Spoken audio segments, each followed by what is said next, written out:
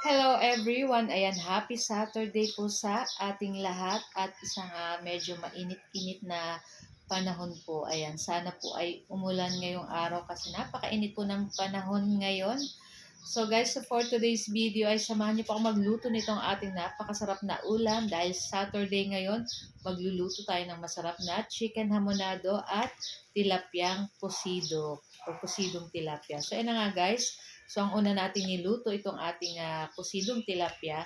So nagpakulo lang tayong tubig at naglagay tayo ng kamatis at sibuyas. Niluto lang natin yung ating kamatis at sibuyas, saka natin ilalagay itong ating isang buong tilapia na pig slice ko na lang guys ng tatlo kasi masyado siyang malaki. At pag madali nang maluto yung ating tilapia, ilagay na rin natin itong ating dahon ng talbos ng kamote. Ayan. So, para healthy naman po yung ating ulam kahit kumakain tayo ng mga meat, ay minsan dapat balance pa din yung ating mga kinakain.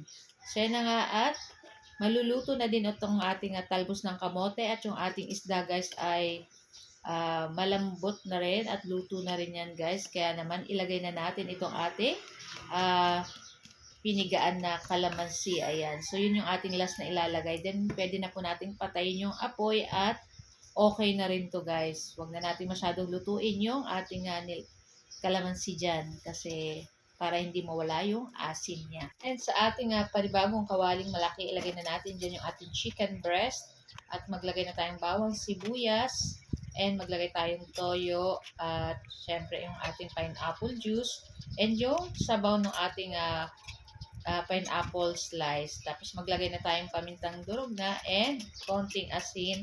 Tapos syempre ang ating chicken na munado manamis-namis kaya maglalagay lang tayo dyan ng konting sugar. Yan. So naglagay rin po pala akong 2 pirasong star anise para pampabango dito sa ating lulutuin chicken hamonado. And ayan, lulutuin lang po natin yan sa katamtamang lakas ng apoy. So makikita nyo guys, may sabaw-sabaw pa yan. Medyo hintayin lang natin kumati or evaporate yung sabaw. Dapat konti lang yung sabaw nito guys. Tapos syempre yung ating chicken, madali lang naman pong maluto. Kaya naman after ilang minuto malambot na din. Kaya pwede na natin ilagay dyan yung ating sliced pineapple sliced. Ayan. So 4 na piraso yung nasa lata.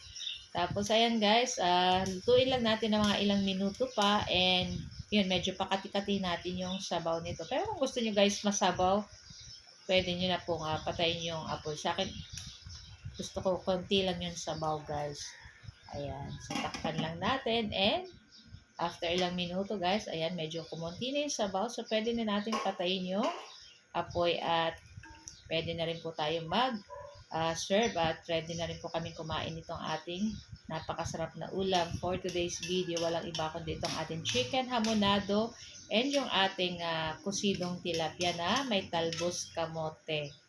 Dahon ng talbos kamote. So, ayan na nga guys. Ito lang po ang ating video today at sana po ay nag-enjoy kayo. Don't forget to like, comment, and share. Happy weekend guys! Thank you for watching. Tara na at kain na na. Bye! Ciao! Sarap!